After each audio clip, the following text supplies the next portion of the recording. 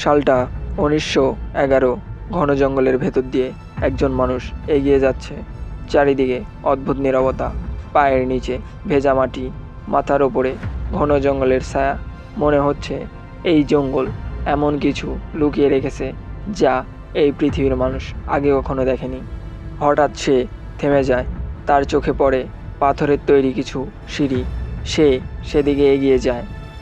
তারপর সে একটা পুরনো শহর দেখতে পায়। এই শহরটা শুধু শহরই না, এটা একটি হারানো সভ্যতা, একটি রহস্য, একটি অসম্ভব স্থাপত্য।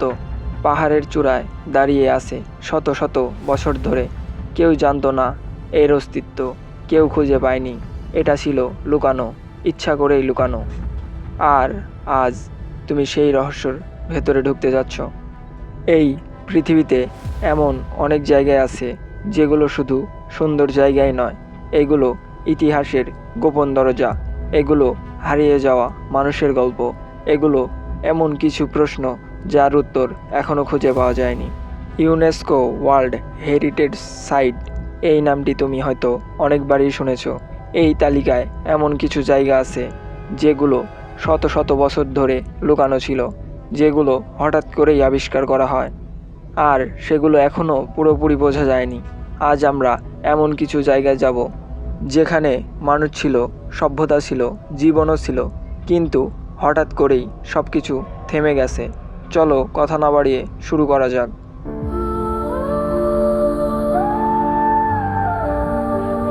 একটা হারানো শহর দিয়েই, যা পৃথিবীর সবচেয়ে রহস্যময় জায়গাগুলোর একটি। আমাদের তালিকার প্রথমে আছে হারানো ইনকার শহর।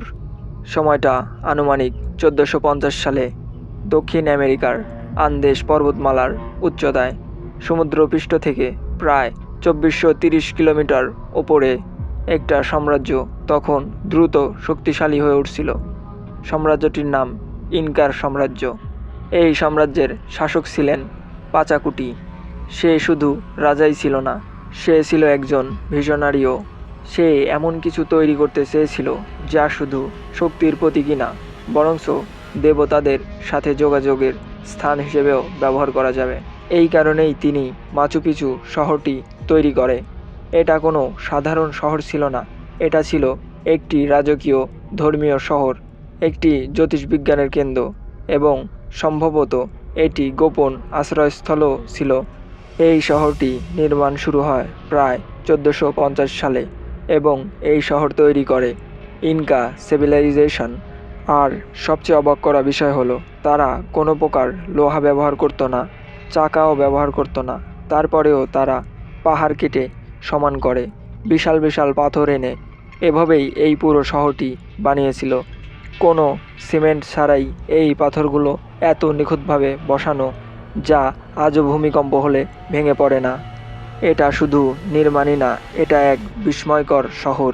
এই শহরের ভেতরে আছে শত শত টেরেস, পানি প্রবাহের ব্যবস্থা, ধর্মীয় স্থান, পর্যবেক্ষণ কেন্দ্র, সব কিছুই পরিকল্পনা করে তৈরি করা হয়েছিল।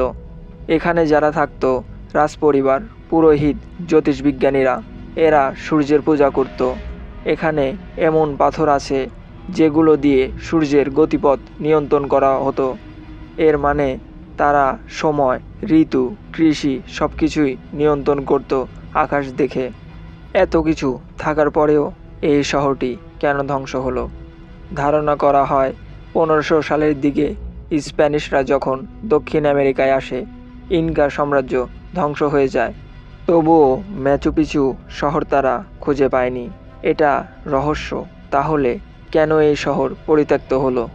ইতিহাসবিদরা ধারণা করে স্প্যানিশদের আক্রমণের ভয়ে, বা কোনো রোগ হয়েছিল, অথবা গোপনীয়তা রক্ষার জন্য এই শহর ইচ্ছা করেই ফাঁকা করা হয়। তারপর জঙ্গল এটাকে ঢেকে ফেলে।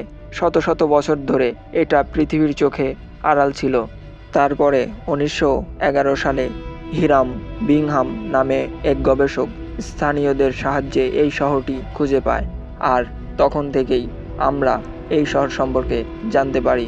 এই শহরটি খুঁজে পাওয়ার পর পুরো পৃথিবী অবাক হয়ে যায়। আমাদের তালিকার 2 নম্বরে আছে পাথরের শহর। সময়টা খ্রিস্টপূর্ব প্রায় 400 বছর আগে। আজকের বর্তমান জর্ডানের মরুভূমি অঞ্চলে। নাবাতিয়ানরা নামক এক জাতি বসবাস করত। তারা ছিল বুদ্ধিমান, ব্যবসায়ী আর প্রকৌশলী। তারা বুঝেছিল মরুভূমিতে বাঁচতে হলে পানি নিয়ন্ত্রণ করতে হবে। আর এই চিন্তা থেকেই তারা পেত্রা তৈরি করে। এই শহর তৈরি করা হয় পাহাড় কেটে, পাহাড়ের ভেতরে খোদাই করে, মানে পুরো শহরটা পাথর খোদাই করে বানানো হয়েছে।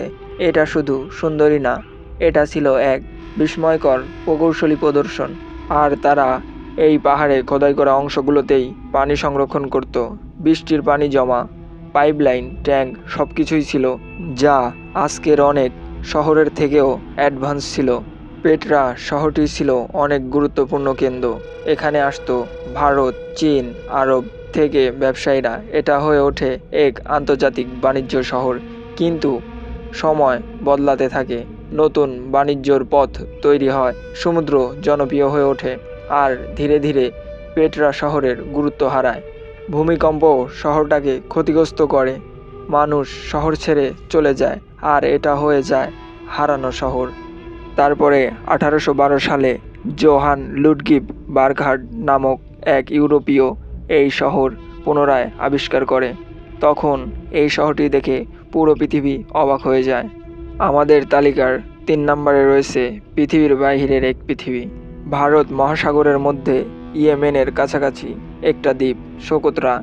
এই জায়গাটা এতটাই অদ্ভুত যে নাসা পর্যন্ত এটাকে এলিয়েনদের জায়গা বলে উল্লেখ করেছে।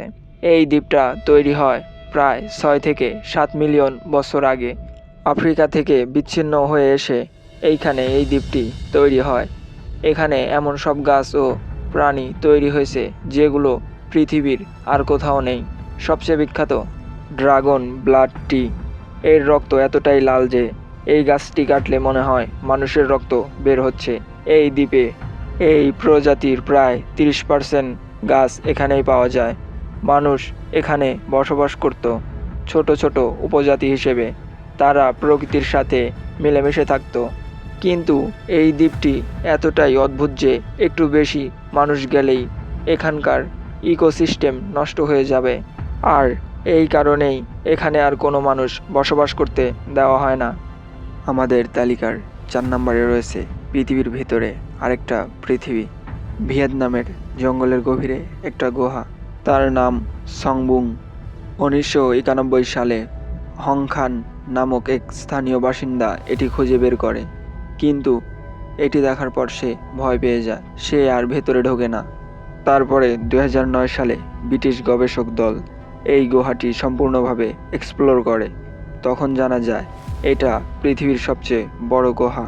এত বড় একটা শহর এর মধ্যে অনায়াসেই ঢুকে যাবে।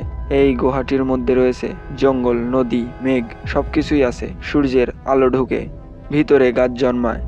এটা শুধু গুহা না, এটা একটি আলাদা পৃথিবী।